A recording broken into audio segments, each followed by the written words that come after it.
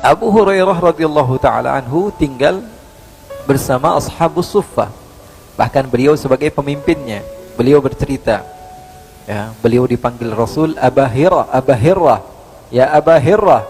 Karena apa? Karena beliau pernah suatu waktu bawa kucing dimasukkan ke bajunya. Jadi baju orang Arab dulu itu panjang seperti ini, jubahnya tapi panjang, kum, namanya kum. Dimasukkan apa? Segala sesuatu masuk ke sini, ya, segala sesuatu masuk ke tempat ini. Abu Hurairah ketika itu memasukkan kucing. Kemudian Rasulullah SAW tanya, apa itu hai Abdurrahman? Katanya, ini kucing ya Rasulullah. Ya Aba Hirah, kata Rasulullah, wahai bapaknya kucing. Dari situ beliau dipanggil Abu Hurairah radhiyallahu taala anhu wa 'anil jami'. Abu Hurairah pernah cerita, saya pernah kelaparan. Udah gak kuat lagi, udah di ujung, udah gak kuat banget, kata Abu Hurairah. Akhirnya siapa orang yang saya sangat harapkan? Abu Bakar, rumahnya gak begitu jauh. Ya, saya muter cari Abu Bakar. Apa yang saya lakukan? Pertama, saya sudah tahan, saya tidur berbalik seperti itu, masih lapar, kata Abu Hurairah. Saya ambil batu, saya ikat sehingga apa? Saya kencangkan perut saya masih lapar, saya gak kuat. Akhirnya saya datangi sahabat-sahabat. Di antara yang saya lihat pertama kali, Abu Bakar ada di depan rumahnya. Saya datangi bergegas. Saya tanya, Abu Bakar, labbaika ya Abu Hurairah. Kenapa wahai Abu Hurairah? Saya mau tanya, padahal pengen minta makan. Abu Hurairah yang cerita. Saya pengen tanya apa? Saya pengen tanya tentang ayat yang ada di dalam Al-Quran. Ya, ini asbabun nuzulnya bagaimana wahai Abu Hurairah? Kan engkau adalah orang yang lama hidup dengan Nabi.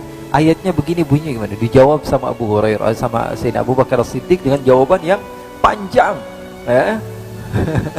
Dan setelah jawabannya panjang, wahai Abu Hurairah, apakah ada pertanyaan lagi? Kata Abu Hurairah, udah nggak ada wahai Abu Bakar. Akhirnya Abu Hurairah pergi. Padahal niatnya apa? Habis ditanya, kamu sudah makan apa belum? Biasanya kan ditanya begitu. Anak santri nih tinggal sama Nabi, ya, biasanya ditanya, udah makan apa belum? Tadi dikasih makan apa? Belum, ya udah makan di rumah, begitu kan? Begitu, harusnya begitu, ngasih kode. Tapi Sayyidina Abu Bakar nggak paham ketika itu. Ada pertanyaan lagi, kata Sayyidina Abu Bakar, kata Abu Hurairah, Sayyidina Abu Hurairah, nggak ada wahai Abu Bakar. Takut kepanjangan lagi jawabnya.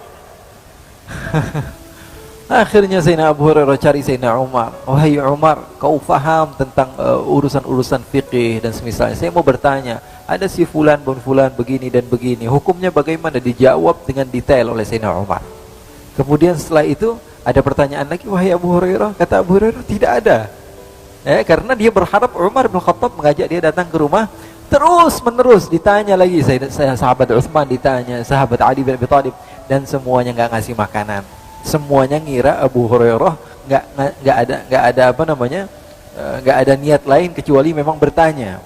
Rasulullah SAW di depan rumah liatin Abu Hurairah bolak-balik. Rasulullah senyum. Kata Rasulullah SAW, Abu Hurairah, sepertinya perut kamu sudah lapar.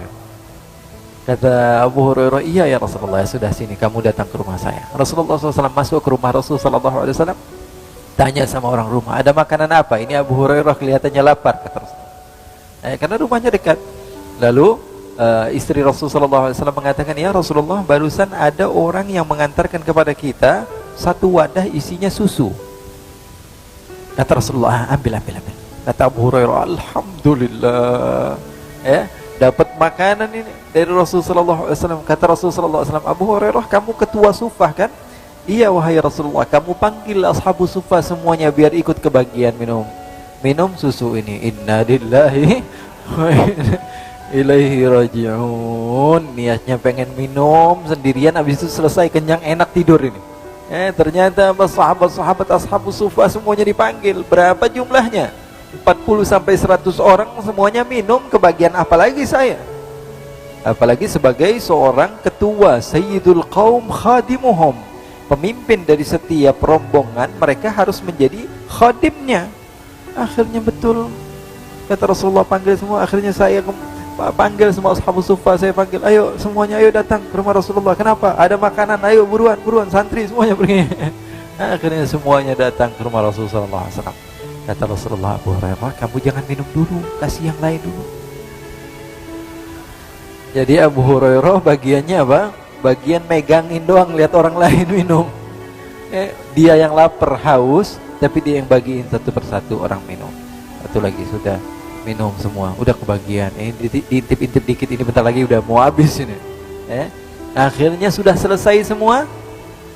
Rasulullah SAW katakan, sudah selesai semua? Sudah. Kata Rasulullah, katakan pada Abu Hurairah, wahai Abu Hurairah, kemarikan minuman tersebut. Kenapa ya Rasulullah? Saya mau minum juga, kata Rasulullah. Jadi Abu Hurairah belum minum, diambil sama Rasulullah, Rasulullah yang minum. Di sini ada pesan, Rasulullah tidak malu untuk meminum bekas sahabat-sahabat.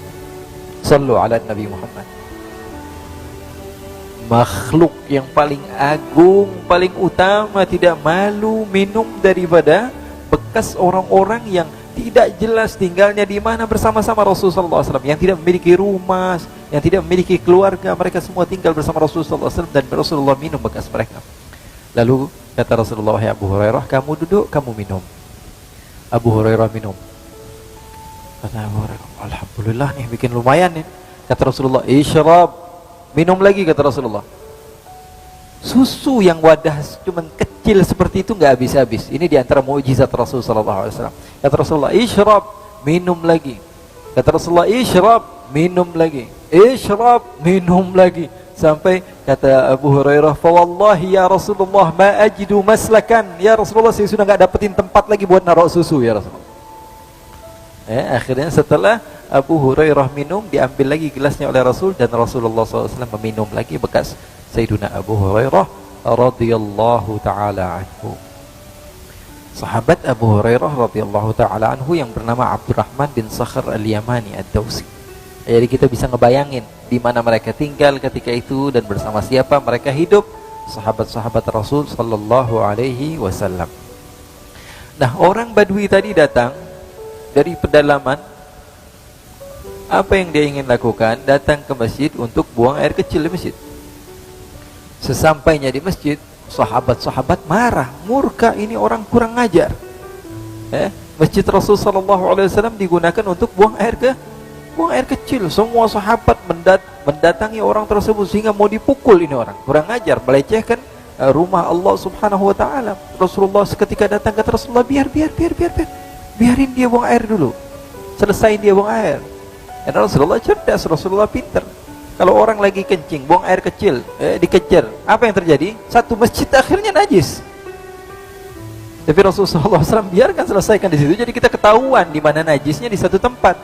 Kadang-kadang kan kita kalau marah nggak mikir lagi, yang penting marah. Ini untuk agama, ini masjid dilecehkan. Akhirnya dengan perbuatan dia malah masalah menjadi melebar. Yang tadi harusnya di satu tempat, tapi akhirnya malah najis di mana-mana. Akhirnya setelah itu kata Rasulullah SAW, kamu teruskan buang airnya. Setelah itu Rasulullah perintahkan beberapa sahabat untuk membersihkan masjid tersebut. Badui ini mendatangi Nabi. Ya rajul, ditarik Rasulullah. Kenapa, kata Rasulullah? Kamu ini Muhammad sepertinya ya. Iya, kata Rasulullah, saya Muhammad. Saya Muhammad, kata Rasulullah. Kamu mau apa, katanya? Kamu adalah Nabi, saya beriman kepada Allah dan beriman kepada kamu. Tapi saya dapati sahabat-sahabat kamu galak semuanya. Dan kamu orangnya baik. Kamu mau apa, kata Rasulullah SAW? Angkat tangan kamu sekarang. Rasulullah dipaksa untuk angkat tangan. Kenapa, kata Rasulullah? Angkat saja. Rasulullah angkat tangan. Saya mau berdoa, kata Badui. Akhirnya kata Rasulullah angkat tangan Rasulullah, dia doa kepada Allah. Allahumma arhamni warham Muhammadan wala tarham ahadan minhum.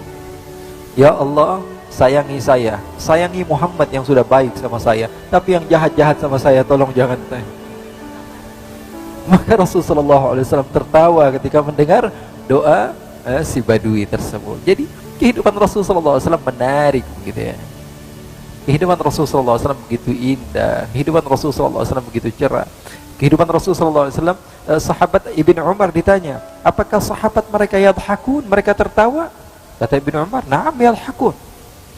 Mereka tertawa, tapi hati mereka dengan keimanan seperti gunung yang kokoh tidak akan tergoyangkan.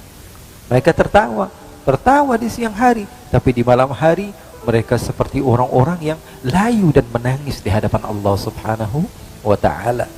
Mudah-mudahan Allah Subhanahu wa ta'ala berikan kepada kita keberkahan dari kisah-kisah baginda Rasul sallallahu alaihi wasallam, dan insyaallah minggu yang akan bulan yang akan datang insyaallah kita akan bercerita kemarin tentang ibu bapak Rasulullah SAW ketika menikah. Jadi kita kisah ini dari awal, tapi masih sampai Rasulullahnya belum lahir. Nggak apa-apalah, kita cerita sedikit demi sedikit, dan insya Allah kita khatamkan sampai Rasulullah SAW hijrah ke kota Madinah dan seterusnya sampai kita memahami betul siapa itu baginda Rasulullah SAW, dan kita memahami kisah hidup baginda Nabi besar Muhammad sallallahu alaihi wasallam. Ada sedikit waktu mungkin tanya jawab sebelum salat.